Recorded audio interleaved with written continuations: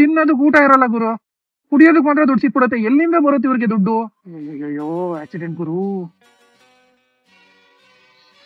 ಓ ಅಣ್ಣ, ನೀರ್ ಜಾಸ್ತಿ ಕುಡಿಸ್ಬೇಡಿ, ಸ್ವಲ್ಪ ಕುಡಿ.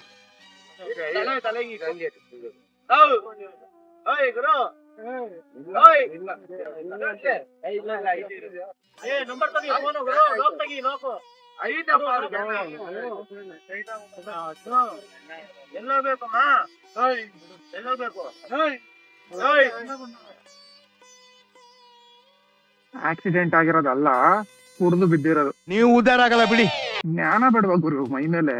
ಮನೆಯವ್ರು ಇವ್ರನ್ನೆಲ್ಲ ನಂಬ್ಕೊಂಡ್ ಬದುಕ್ತಾರಲ್ಲ, ಹೆಂಗ್ ಬದುಕೋದು ಅಂತ ತುಂಬಾ ಜನಕ್ಕಿರೋ ಡೌಟ್ ಏನ್ ಗೊತ್ತಾ? ತಿನ್ನೋದಕ್ಕೆ ಊಟ ಇರಲ್ಲ ಗುರು, ಕುಡಿಯೋದಕ್ಕೆ ಮಾತ್ರ ದುಡ್ಡು ಸಿಕ್ಬಿಡುತ್ತೆ. ಎಲ್ಲಿಂದ ಬರುತ್ತೆ ಇವ್ರಿಗೆ ದುಡ್ಡು? ಹೌದಲ್ವಾ? ಮನೆಯಲ್ಲಿ ಮಕ್ಳುಗಳು ಇರ್ತಾರೆ, ಹೆಂಡತಿ ಮಕ್ಳು ಇವ್ರನ್ನೇ ನಂಬ್ಕೊಂಡಿರ್ತಾರೆ. ಮದ್ವೆ ಆಗಿಲ್ಲ ಅಂದ್ರೆ ಅಪ್ಪ ಅಮ್ಮನ ಬಗ್ಗೆ ಯೋಚನೆ ಮಾಡ್ಬೇಕು ತಾನೆ. ಒಂದೇ ಒಂದ್ ಸೆಕೆಂಡ್ ಏನಾದ್ರು ನೆಗ್ಲೆಕ್ಟ್ ಮಾಡಿ ಪ್ರಾಣ ಹೋಯ್ತಾ, ಆಮೇಲೆ ನೀನ್ ಪಶ್ಚಾತ್ತಾಪ ಪಟ್ರೆ ಸಿಗಲ್ಲ ಗುರು ಪ್ರಾಣ.